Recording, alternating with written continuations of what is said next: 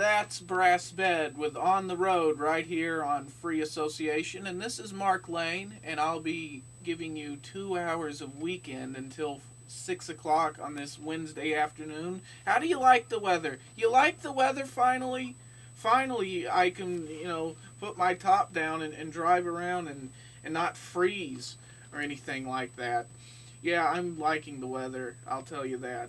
I really am. What about you people? Tell me what you think. 918-343-7913. That's the request line. And finally, like I said, 2 months ago in February, when it was starting to get this way, I thought, well, maybe the global warming thing's right. I'll go ahead and turn my gas off. I turned my heat off. I turned my gas off in my house. I called the gas company, told them to suspend service until later on this year. Well, anyway, so I get them to suspend the service. And the Gonifs at the gas station, they want $40 out of me. Can you believe this? Okay, no Mark Lane versus today. All right, no Mark Lane versus today. But, hey, we still have your headlines for you. I'm going to be commenting on the NFL schedule, the primetime games that were released yesterday. You want to hear my comments on that for sure. And you also want to hear the true alternative music. Well, let's get back to it with Alkaline Trio with I Found a Way. And you can find a way to give me a request at 918-343-7913. So let's look at the headlines. As you well know, today's the tea parties or whatever they are. I don't know what that means. So anyway, they're blasting the bailouts and Obama and all that kind of stuff. But let's not focus on what divides us. Let's focus on what unites us, which is the consumption of gasoline. Here's good news out of Newsmax.com. U.S. gas prices are to be cheaper this summer, according to the Energy Information Administration.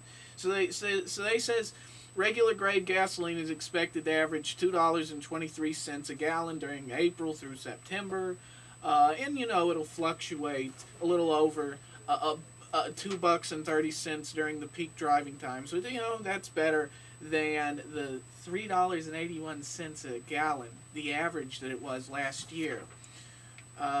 So that's what that's all about. That's good news. So maybe people will travel more, or maybe they won't. This one out of FoxNews.com. A modern-day Robin Hood offers the crew from the one pirate ship last week. He's offering them a chance, not a chance. He's giving them a free, all-expense-paid weekend to Las Vegas, so they get to stay and they get the free airfare, the hotel rooms, the free meals. It's all on this guy, Robin Hood 702, which is this is a bizarre case of noblesse oblige, where a guy makes a wealth off of gambling and then he helps people out with it. I don't understand that, but that's a good example of what the rich should be doing with their funds. That's the kind of stuff I would do if I'm ever blessed to be rich. What would you do if you're someone like Rod Blagojevich? You're as guilty as sin, but you still go around on a reality show and everything. This out of MSNBC.com. He's going to be on the NBC reality show I'm a Celebrity, Get Me Out of Here, set to premiere June 1st. And the show is set in Costa Rica. You know what the good reality show for Blagojevich would be? Shave his head and put him in solitary confinement. How's that? Another one out of Fox News. Church unveils Lego Jesus statue for Easter. Yeah, well, get back to the next part of the story where what happened when an adult stepped on the Lego. That's a story of my childhood. Mother and daughter fight for Chihuahua. This is out of the Daily News in Galveston, Texas. They fight over a dog. They go to custody like it's a child. They go to the custody court and everything. Now we're going to have pet law in addition to family law. Wisconsin postal workers attacked by wild turkeys, according to Fox News. Cliff Clavin could not be reached for comment. One more big hour left, and let's kick it off by looking at the opinions here of the primetime games. As you well know, the Dallas Cowboys again dominate the NFL with the most primetime games, with 6. That edges out the world champion, 6-time Super Bowl winning Pittsburgh Steelers by one, but that's what comes with being America's team, and also opening up in a new billion-dollar stadium. That matchup will be week 2, and it'll be the Giants and the Cowboys, and it'll be televised on NBC Sunday Night Football. So, like I said, the Cowboys have 6 nationally televised games. The Steelers have 5, but here's the thing about the Steelers. They have the 4th easiest schedule, combined schedule in the league. The winning percentage of the teams they're playing is 43%. That's the NFL for you. The Cardinals, however, you remember they used to be perennial losers? Now they have 3 primetime games this season compared to, 1 last season on Monday Night Football. No, 2, because they had the NFL Network where they got creamed by the Eagles.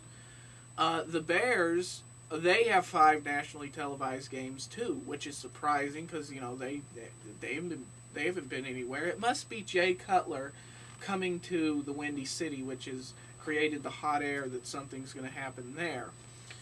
And how they come up with the NFL schedule, according to this article from the Associated Press, is that they have a computer that generates more than 1.3 million schedules for consideration, and then the league reviews about the 3,500, and then they cut it down to 60, and then they vote on it. So that's how you get an NFL schedule. How do you get a request on free association? You call 918-343-7913. Keep it right here, because later we'll have jokes. We'll talk more football, because we'll look at each Sunday night matchup. But if you want to satiate your football appetite now, I suggest you go to www.realityfootballblog.com and read my 2009 Imperial predictions on the Dallas Cowboys season. But for now, here's the Gaslight Anthem with Wooderson. Request line is open, 918-343-7913. That was Bishop Allen with Dimmer right here on Free Association with Mark Lane. Before that, we had the Gaslight Anthem with Wooderson. Nice simile there. Dimmer by Bishop Allen, and then the Gaslight Anthem in their song Wooderson. That was all right here on Free Association. If you want to dictate the playlist, 918-343-7913 is the request line. It's 5:17, and in my opinion, it's time for a joke. Okay, so anyway, a blonde walks into the library, and she walks up to the counter and slams a book down and screams at the librarian, "This is like the worst book ever! It has no plot and far too many characters!" So then the librarian looks up and calmly remarks, "Oh, so you're the one who took our phone book."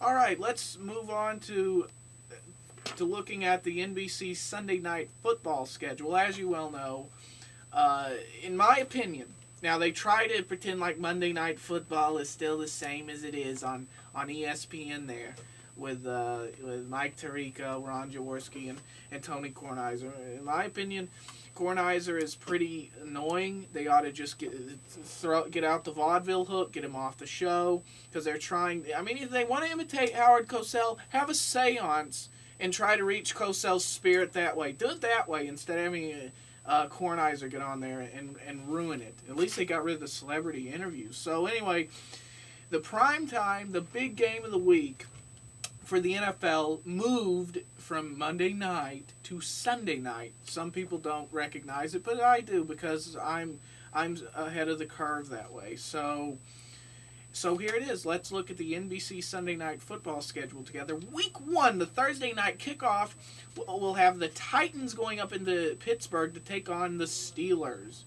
And the Steelers, they're upset because Titans players stomped on, the terrible Towels, drawing the ire of Steeler Nation after they beat the Steelers 31-14 in the regular season last year. So they're going to get upset over Towels. What kind of fan base is that? They get attached to their blankies like that. Same thing with Packer fans. They wear cheese heads. What does that mean for a fan base? They get attached to an object instead of their actual team. I have a question. What if you get like a lactose intolerant Packers fan? Is that like the ultimate oxymoron? Well, maybe we'll find out. Also in week 1, on Sunday night, when the Bears go up into Lambeau Field and take on the Green Bay Packers. That should be an interesting one. I was talking with Turbo of Metal Meltdown, the TNT show, all kinds of stuff that he does here, talking to him about that. He says that looks interesting. Another interesting matchup, week 2, Giants go into Dallas to open up the new $1 billion stadium against the Dallas Cowboys. Week 5, Colts at Titans. This will be the first ever Sunday night football game in Tennessee.